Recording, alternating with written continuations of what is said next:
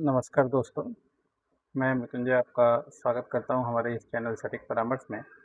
और देखिए, आज हम लोग बात करने वाले हैं कि जो गवर्नमेंट ने यूपीआई पे टैक्सेशन का मामला लाया है ट्रांजैक्शन पे, तो उसका क्या असर हो सकता है और बाकी चीज़ों पे कितना है और यूपीआई पे कितना हो सकता है।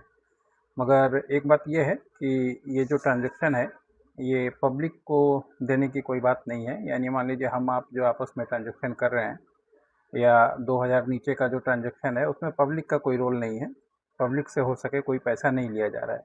मगर ये कोई गारंटी नहीं है कि बाद में ना लिया जाए। हो सके वोट की वजह से या पॉलिटिकल डिसीजन की वजह से गवर्नमेंट ये बैक फुट पे आई है या नहीं ले रही है। मगर कहीं ना कहीं तो प्लान या बात हुआ ही होगा जिसकी वजह से ये चीज़ मार्केट में आया है। तो गवर्नमेंट बहुत बार जानबूझ के भी ये सब चीज़ें मार्केट में फैलाती है ताकि थोड़ा मार्केट का रिएक्शन देख ले और फिर उसके अनुसार जो है अपना सेटअप बैठाए। तो जब देखा कि नहीं, ट्रांजैक्शन अगर पब्लिक पे लगाएंगे 2000 से ज़्यादा, तो ये चीज़ उनके लिए बैक फायर कर जाएगा। तो इस वजह से हो सके उस चीज़ को इन्होंने पीछे कर लिया। मगर अभी मामला क्या है कि अभी ये पैसा किसको देना होगा? बड़े कारोबारियों को ये जो है भुगतान करना पड़ेगा। अब बड़े कारोबारी मतलब कौन? कि हो सके जो मर्चेंट का काम कर रहे हों या बड़े बिजनेसमैन हों, दुकान वाले हों, या जहाँ से आपका ज़्यादा ट्रांजैक्शन होता है। हो सके डिलीवरी वाले पार्टनर हों, ओला उबर हों, ऐसे बहुत जगह पे भी आप जो है पेमेंट करते हैं। तो ऐसे ही जगह पे जो चांस है, ये होने की संभावना ज़्यादा है। मगर एक बात ये भी है कि अगर मान लीजिए कोई भी कंपनी अगर अपने एंड से किसी को चार्ज देगी, तो वो तो अपना लॉस करके चार्ज देगी नहीं, वो कहीं ना कहीं चीज़ों को वसूली लेगी। तो हो सके डायरेक्ट आप पे असर ना हो, मगर इनडायरेक्ट हो सके जो भी सर्विसेज आप यूज़ कर रहे हैं, चाहे ओला हो, उबर हो या बाकी पेमेंट के लिए हो काम, हो सके वो ये ट्रांजैक्शन फ़ीस वो ऐड करके और कीमतें बढ़ा दें या कीमत बढ़ा के फिर जो हो सके आपको दें। ये संभव है और ये पॉसिबल है, क्योंकि मार्केट काम ऐसे ही करता है। कोई भी कंपनी अपने घर से लाके आपको कोई भी सामान नहीं देने वाला। कैश फंड का जो सिस्टम होता है वो कुछ देर के लिए ही होता है, स्टार्टअप के लिए। एक बार कंपनी इस्टेब्लिश हो जाए तो कोई भी नहीं देता है, कहीं ना कहीं से वसूली लेता है। आज देखिए रेस्टोरेंट वालों का क्या हाल है।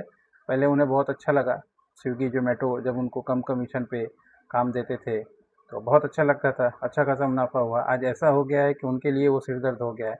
उनको बिना बताए ही उनका डिस्काउंट चला दिया जाता है, उनको बिना बताए ही उनको प्रमोशनल एक्टिविटीज़ में ऐड कर लिया जाता है और अच्छा खासा पैसा लिया जाता है। सामान बिक रहा है मगर प्रॉफिट उतना नहीं हो रहा है, तो इसमें वो भी परेशानी है। अब इसमें देखिए बड़े कारोबारी कितना भुगतान करते हैं, जो इस पे कितना फ़ीस लग सकती है इसके बारे में थोड़ा-सा देख लीजिए। बड़े कारोबारी से यूपीआई भुगतान पर 0.3 से 0.6 तक एमडीआर लिया जा सकता है। अभी एमडीआर क्या होता है? एमडीआर वो फ़ीस है जो पेमेंट को प्रोसेस करने के लिए बैंक या पेमेंट कंपनी व्यापारी से लेती है। मान लीजिए कोई भी बैंक है जिसका आप चला रहे हैं, पेटीएम का चला रहे हैं, फ़ोनपे का चला रहे हैं, जिसका भी चला रहे हैं, तो उसके पीछे कोई ना कोई तो बैंकिंग सर्विसेज है जो उसको सपोर्ट कर रही है, या कोई एनपीएस का कोई सिस्टम है जो उसको सपोर्ट कर रहा है। तो वो जो है चार्ज वो कंपनी से लेगा। तो जब कंपनी से चार्ज लेगा तो कंपनी जो है वो चीज़ को आगे फॉरवर्ड कर देगी, यानी जो भी मर्चेंट हैं उनको फॉरवर्ड कर देगी, तो उनको वो चार्ज देना पड़ेगा। जैसे आप मान लीजिए शॉपिंग मॉल में पेमेंट करने जाते हैं, तो शॉपिंग मॉल वालों को उसको देना पड़ेगा जिसका भी वो यूज़ कर रहा है क्यूआर कोड। इस तरीके से काम चलता है। अब ये जो है कुछ एक्सपर्ट के अनुसार इसमें काफ़ी कम है। कम मतलब क्या? देखिए, कम का और ज़्यादा का बात नहीं है। ये 150 करोड़ का देश है।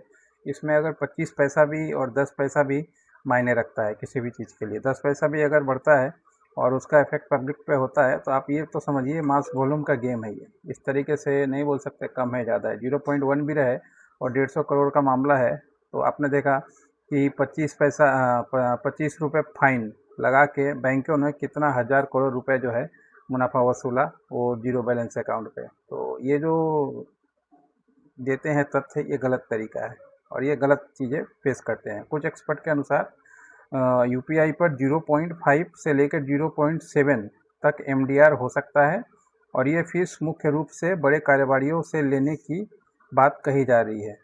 तुलना करें तो क्रेडिट कार्ड एमडीआर तौर पर 1% से 3% तक, और डेबिट कार्ड करीब 0.9% तक लेता है। देखिए, क्रेडिट कार्ड की बात अलग है। क्रेडिट कार्ड में उसको पता है कि वो उधार का माल खा रहा है, और डेबिट कार्ड का भी बात अलग है, क्योंकि डेबिट कार्ड में भी मान लीजिए बहुत सारा इंश्योरेंस भी मिलता है, 5 लाख का इंश्योरेंस भी मिलता है अगर मान लीजिए कुछ हो जाए तो। मगर यूपीआई में तो ऐसा कोई बात नहीं है ना। और क्रेडिट कार्ड डेबिट कार्ड का रोल सिस्टम अलग है, और यूपीआई का सिस्टम जो है पूरी तरीके से अलग है, मतलब लीगल जो कहानी है। मगर काम भले ही एक टाइप का करते हो। अब इससे होगा क्या, जैसे ही ये मिसमैच होगा चीज़, तो लोग फिर से वापस डेबिट कार्ड की तरफ लौटने लगेंगे और फिर से वो वीज़ा पेमेंट स्टार्ट हो जाएगा। तो किसी ने कहा था कि हो सके कि गवर्नमेंट जो है ये काम अमेरिकन कंपनी वीज़ा या मास्टर कार्ड इनके दबाव में कर रही है। मे बी हो सकता है, नहीं होने वाली कोई बात नहीं है। ऐसी चीज़ें होती हैं जो आपके सामने कुछ और दिखाया जाता है और पीछे से कहानी कुछ और होता है। तो आशा करता हूँ ये जो कॉन्सेप्ट है आज आपको समझ में आया होगा कि कितना फ़ीस लग सकता है और किसको देना पड़ सकता है। पब्लिक को देना पड़ सकता है या कॉर्पोरेट कंपनियों को देना पड़ सकता है, ये बात हमने क्लियर करके आपको समझा दिया। दोस्तों, अगर आप बिज़नेस करते हैं, बिज़नेस से रिलेटेड कोई लाइसेंस बनाना चाहते हैं, अपने बिज़नेस को आगे बढ़ाना चाहते हैं, रजिस्ट्रेशन करवाना चाहते हैं, मार्केटिंग सेल्स सीखना चाहते हैं किस तरीके से काम करें, छोटा व्यापारी हो बड़ा व्यापारी हो, कोई दिक्कत नहीं है। तो ये सारा चीज़ हम लोग अपने कंपनी के अंडर में सटीक परामर्श एडवाइजरी के अंडर में